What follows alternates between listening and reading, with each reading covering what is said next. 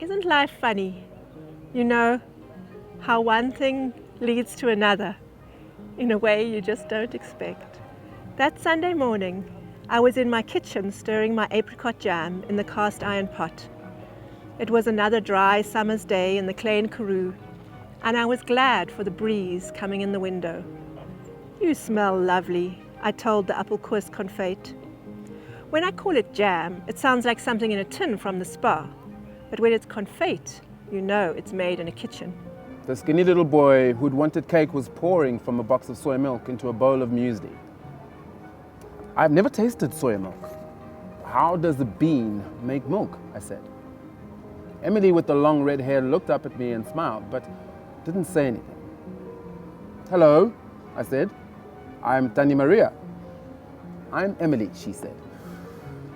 No one asked me to sit down or join them for breakfast. These people were definitely from outside of Ladysmith.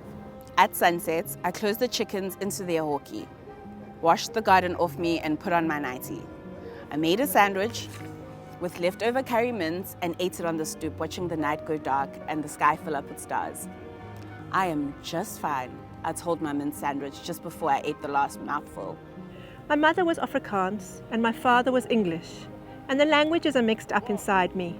I taste in Afrikaans and argue in English. But when I swear, I go back to Afrikaans again. The apricot confit was just coming right, getting thick and clear when I heard the car.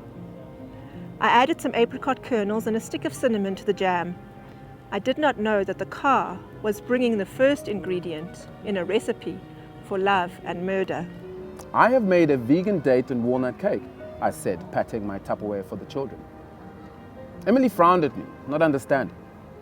"Vegan?" I repeated. "Like vegetarian, but no butter, eggs, or anything?" "Oh, vegan," she said. But she said the G hard, like egg, instead of soft, like vegetable.